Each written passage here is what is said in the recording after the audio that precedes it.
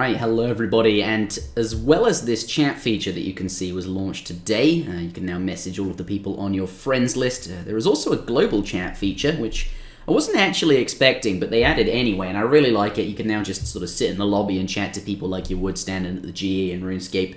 The green people are your friends, not forum moderators or player moderators or anything like that. I saw a couple of bits of confusion earlier, so don't get confused with that. But as well as this, they also announced some balance changes in their most recent dev blog, which, as you can see here, I'll put the URL in the description below. But Anti-Fire Potion is getting a buff, Unstable Concoction is getting a buff, and a few other potions are getting a buff as well. Certainly a very potion-themed update.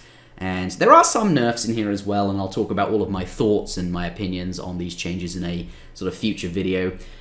That's not the reason I'm making this video today, but I will say I do really like these changes. Certainly these were some of the worst cards in the game that have now been boosted to, at least you consider them a bit more, and some of them are actually quite good.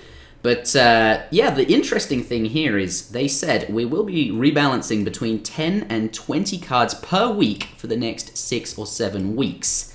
And this channel has been fairly inactive recently, partly because I now have a full-time job, and obviously that gives me a lot less time to make Chronicle. This style of video I'm doing now is not what I would normally do. Obviously my channel would focus very much on balance changes and would have lots of scripted information and very well thought out sort of essay-style videos. This, what I'm doing right now, where I just talk conversational style, is a lot more sustainable, so I can probably do a lot more of these. Let me know what you think, but I'm going to cover these over the next 6 or 7 weeks in this style, hopefully. But, yes, the point of this video is to discuss a tier list that myself, Psychopath, here he is, and Glenn, and I showed it to Frebdekaka as well. We came up with a tier list for all of the current decks seeing top-level play in Chronicle currently. I kind of wanted to take all of the decks that people have come up with that are seeing play, that are being played on ladder, and just kind of rank them in terms of power level so people know this deck is the strongest, this deck is, this deck's alright. Basically you can see where a particular deck falls on this tier list. Now do take this with a grain of salt, especially the ones towards the bottom, because all of us have not played those nearly as much as the ones near the top. But the general consensus was that currently Miracle Arianne and Honest Raptor are the two strongest decks in the game. I did put Miracle Arianne above Honest Raptor, and that I'll explain later, but yeah, these two are the stronger decks. But really, I want to make a bunch of deck guides, right? I've always wanted to make deck guides, but I never really made any, and I think that is just a facet of me. It takes me so long to write videos. I have to script all of them. It's basically like writing an essay. It just takes a long time. I really wish I hadn't done that back then. I wanted to make this new channel. I really wanted it to have set a good impression, and that's kind of why I did it. But looking back on it, the content from Jaggerus and Merchant, they're all very conversational, lot less scripted videos, and I feel like that is, I could have just made so much more. Also, another reason I didn't make very many deck guides was because I'd always wait for the next balance patch. I'd be like, well, there's no point making a deck guide. They're going to change a whole bunch of cards. I'll wait for that, and then I'll make the deck guide when that comes out. But then when they did change all the cards, I spent so long optimizing the deck because I never want to release a deck guide that's not fully optimized and is like, this is the deck, and it's unlikely to change. But then by the time you figure that out, they release more balance changes. So I never really made any deck guides, and I really regret doing that. I really wish I'd had made a lot more, and this is the time now, I think, to do that. And yes, all of the balance changes they're going to do over the 6 or 7 weeks they mentioned will perhaps just nullify my deck guides, but at least it'll give people a good starting point. I think well, that's why a lot of Jags guides are really good, because it gives people a nice starting point to jump off from, especially if you're kind of in the lower ranks as well. But let's talk about this tier list then. So Miracle Arianne, what on earth is that? If you don't know what this is, I did create a sort of montage style video on this channel. Definitely one of my favorite videos. It's currently my channel trailer. Definitely a really funny video to watch, quite amusing. But the idea of the deck originally was something that I was playing around with, where I would put Animated Book in the deck. And that card is obviously, spend 1 base attack, draw 2 cards, or draw 2 spells, more specifically, out of your deck. And the only 2 spells I would put in my deck were Earth Blast. So as you can see, you play the Animated Book, draw both the Earth Blasts out, and then max your hand up and nuke them for 40 damage all in one chapter really, really quickly. That was the idea behind the deck, and it actually worked. It was hilarious, but the deck's come a long way since then. We've actually dropped the animated book entirely. That is no longer in the deck. Instead, there's Penguin Sheep, and obviously because we can now, we're not running the animated book, that means we can run a lot more spells, and as you know, Arianne has some pretty good spells, like Clairvoyance, which was recently released. When I initially made my sort of Miracle Arianne, there was no such thing as Clairvoyance, but now there is, and you can run that, and that's really strong.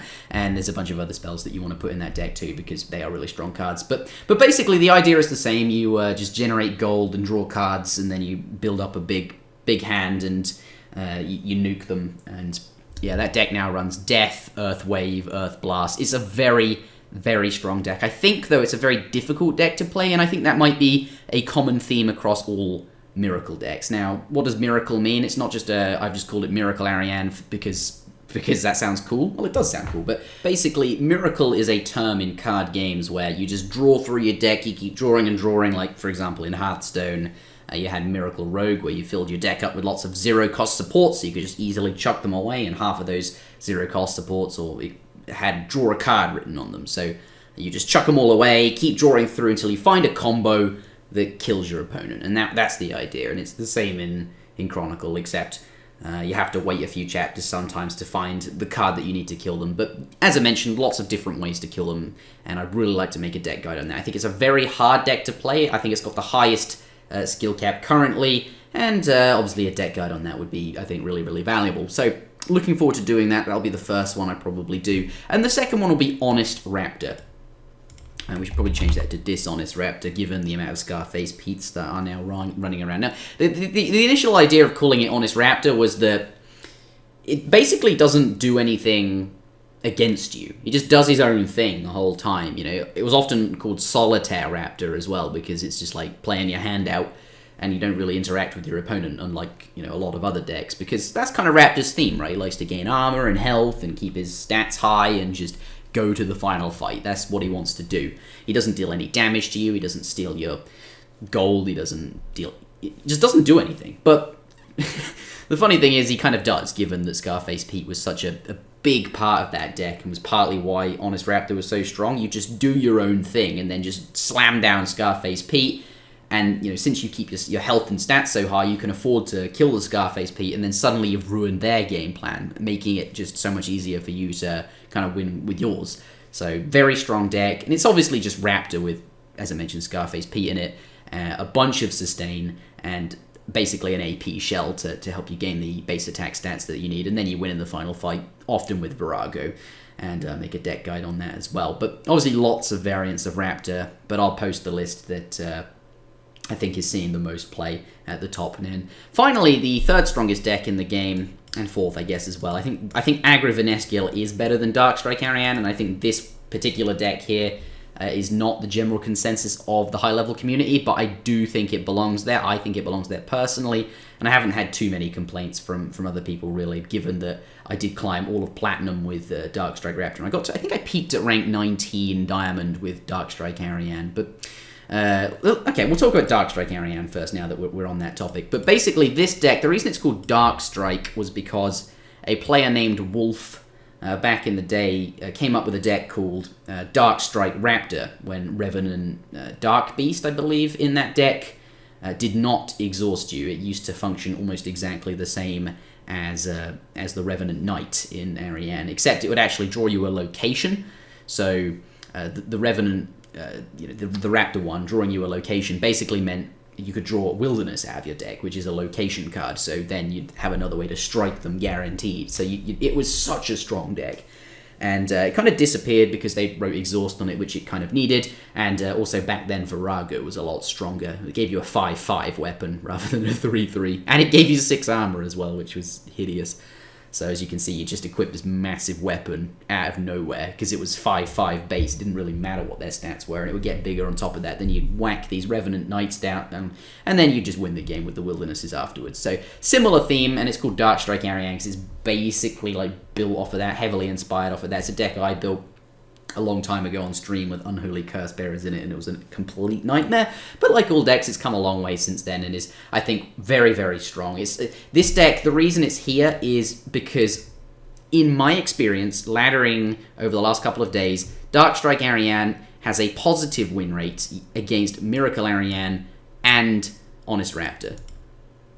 Now, I genuinely, that is true, at least from my stats. So there is that. However, it doesn't have very good matchup against Aggravaine Osqeller, and there's a bunch of other decks as well that Darkstrike Arianne doesn't do particularly well against. But any deck that can beat the two top decks at the moment is obviously, that has to count for something. And certainly in tournaments, I think this will be a strong pick. Yeah, and finally for this video, Aggravaine Osqeller, the last deck I'm going to talk about, is obviously that one where you use Worthy Opponent to get your base attack up quite quickly. You might even only have 2 base attack, and you'll go up to 3 with your Worthy Opponent, and then be on 3 base attack and fight a massive 10 health creature. And yes, you'll lose a lot of health doing that, but obviously you'll only do that in the matchups where you don't have to worry about your health. And because you can do that, you do so much damage to them. Like Ogre Chieftain and Sergeant Grimspike early on is really insane damage, and you can sort of catch them and kill them before they have a chance to get their base attack up to the point where they can kill Cullies to heal with.